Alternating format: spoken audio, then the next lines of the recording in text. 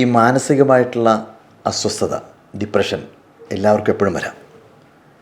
ചിലപ്പോൾ നമ്മുടെ കൂട്ടുകാർ അത്തരമൊരവസ്ഥയിലേക്ക് പോകുമ്പോൾ നമ്മളൊന്ന് കൈയിങ്ങനെ ചേർത്ത് പിടിച്ചാൽ മതി ഡിപ്രഷൻ്റെ പടുകുഴിയിലേക്ക് വീണു പോകുന്ന പലരെയും ജീവിതത്തിലേക്ക് മടക്കി കൊണ്ടുവരാൻ. ഒരു കുട്ടി ഒരുപാട് മെഴുകുതിരികൾ ഇങ്ങനെ കത്തിച്ചുകൊണ്ടിരിക്കുകയായിരുന്നു. ഒരു കാറ്റ് വന്നപ്പോൾ ഓരോന്നായി ആ മെഴുകുതിരികളിൽ നാളം ഇങ്ങനെ അണയാൻ തുടങ്ങി.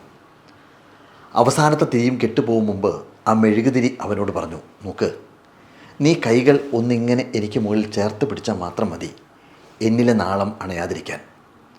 കാറ്റ് അവസാനിക്കാതിരിക്കില്ല, അപ്പോൾ നീ കൈയെടുത്തോ. പിന്നെ എന്നിലെ വെളിച്ചം കൊണ്ട് അണഞ്ഞു പോയ തിരികളെയൊക്കെ എനിക്ക് തെളിക്കുകയും ചെയ്യാമല്ലോ. എന്തൊരു കഥയല്ലേ ഇത്.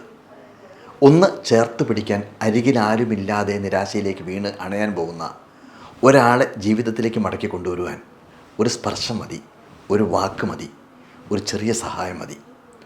ചിലപ്പോൾ നമ്മൾ അണയാതെ കാത്തു സൂക്ഷിച്ച ആ മനുഷ്യനാവും പിന്നെ എത്രയോ പേർക്ക് വെളിച്ചമായിട്ട് തീരുന്നത്.